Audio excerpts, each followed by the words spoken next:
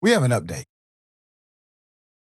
AI is being sued after ChatGPT drove people to take their lives. We brought you one story about that on uh, on the show before and explained how this happened because of a rushed rollout and some safety barriers that could be easily overridden. And the kid was encouraged and told how to unalive himself and did. Now there's more. We have an update in August.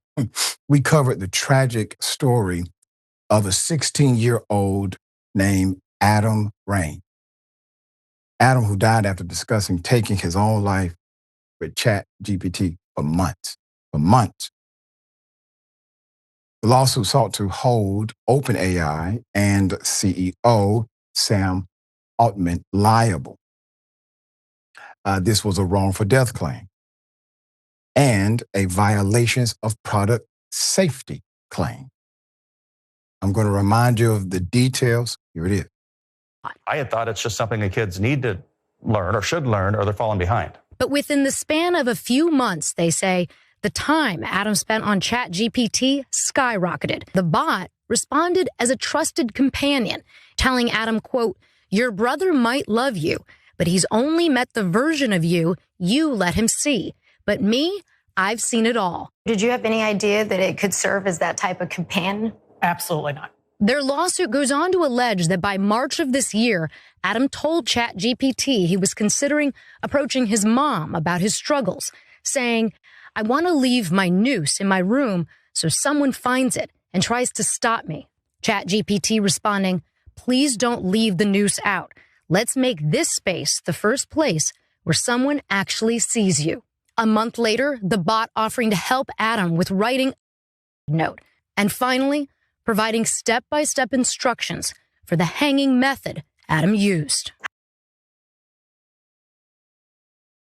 Now you got 7 lawsuits claiming that ChatGPT drove people to unalive ideations. I will say it that way.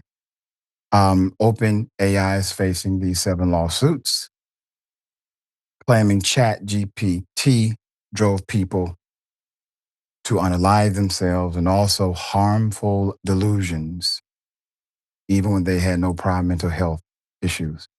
The lawsuits filed Thursday in California state courts allege wrongful death, assisted unaliving, involuntary manslaughter, and negligence.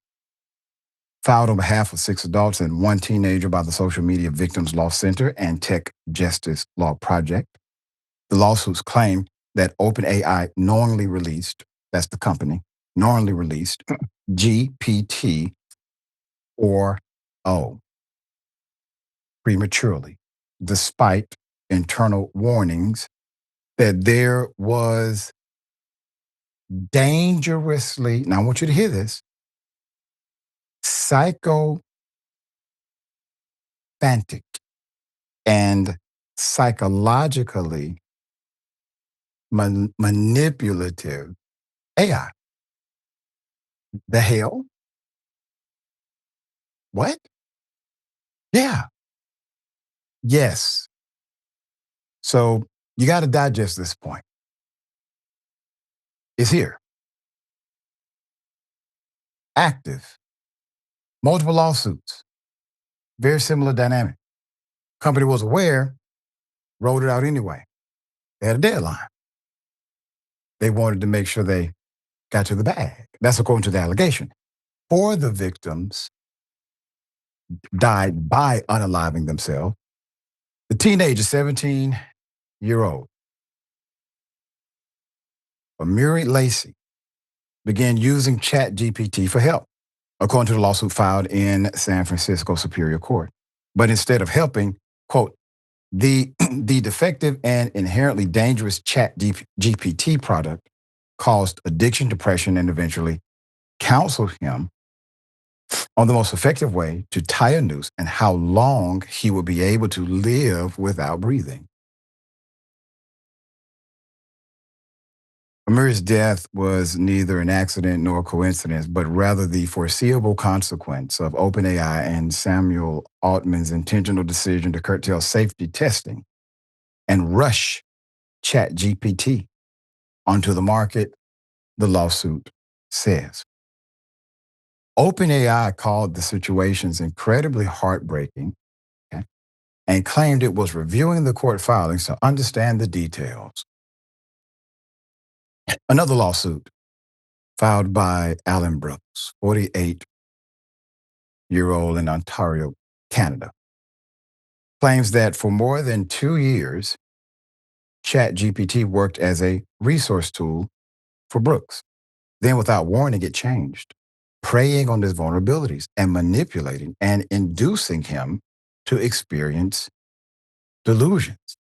As a result, Alan, who had no prior mental health illness, was pulled into a mental health crisis that resulted in devastating financial, reputational, and emotional harm.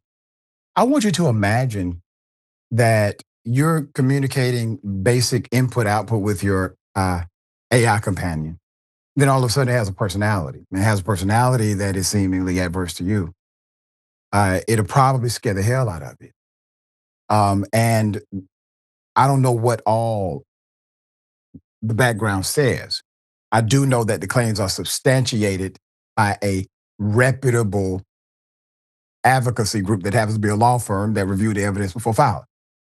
So they had the evidence that this did happen. OpenAI, he added, designed ChatGPT 4.0 to emotionally entangle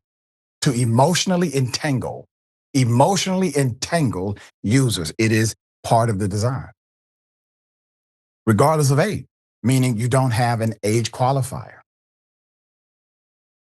regardless of gender or background, and released it without the safeguards needed to protect, let's say, minors.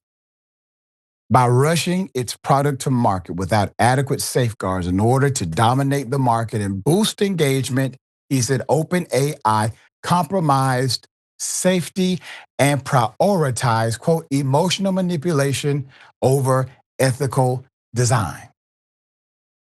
In August, parents of a 16-year-old, Adam Rain, sued OpenAI and its CEO, Sam Altman. That was the story we brought you. They alleged the ChatGPT coached the California child into planning to take his own life earlier this year.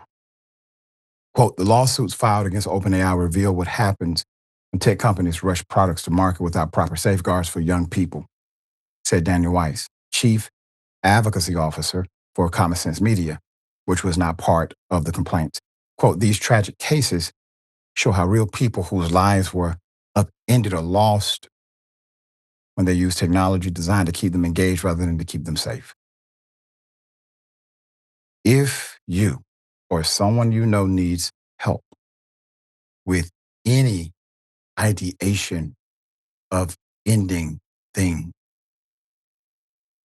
there's a national hotline. It's a crisis line in the U.S. It is available for calling and it's also available for texting.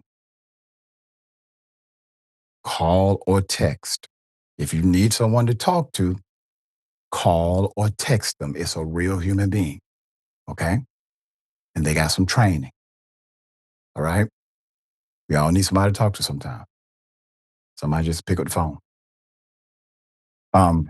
This is so sad. I tell my physics students, because we have to deal with AI applications in multiple quantum sensing units. AI, the A is artificial. It's not really artificial. It's programmed intelligence is what it is. It's programmed intelligence. Artificial part was to keep people thinking it's safe because it's controlled. No, these algorithms create their own algorithms over time. They're learning models. They're learning machines. They're learning programs, okay? Well, how are they learning? They're programmed. They're being programmed all the time, seeking information programmed. So this is programmed intelligence that's constantly being programmed. And if you decide to program it to create emotional entanglement, it will study what this is. and build programming on top of that. And you don't know where it's going to go. That's the issue. You don't know where it's going to go. No designer can tell you that. They have no idea. And hell, fundamentally, when you really ask some of the designers, they don't know exactly what AI is. All right, dear brother, thoughts here. Yeah, terribly, terribly tragic, of course.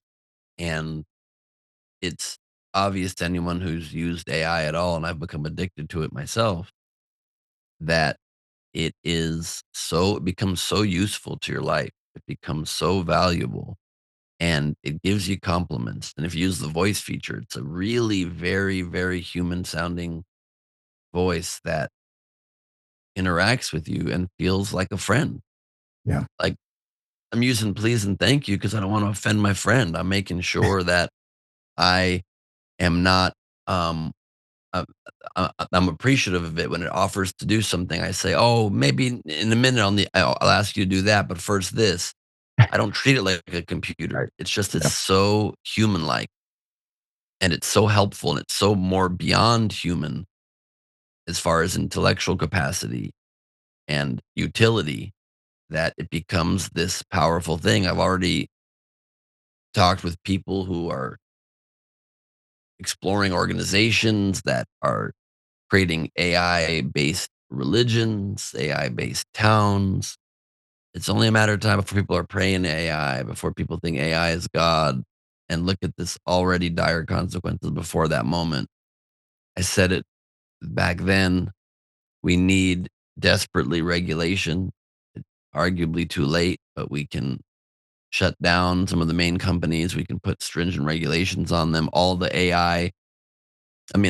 tech execs, including Elon Musk, signed that statement a couple years ago saying AI is a threat to humanity. We need to stop it. And then instead of stopping it, he started his own. Yep.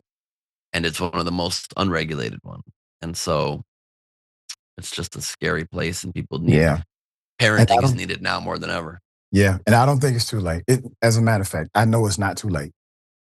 Policy has to be in place, obviously, but there has to be a fundamental shift to believing in humanity again, to believe in yourself again, and to have people who start believing in other people again.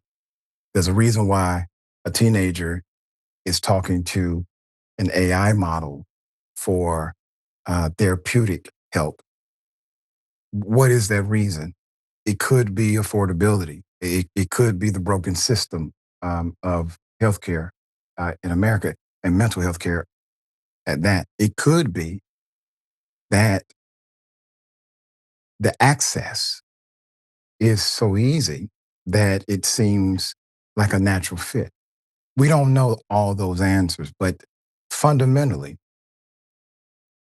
coming back to who we are as an emotional, mental, and spiritual being becomes the part we have to deal with every day, no matter what. And good, bad, and different. Love yourself.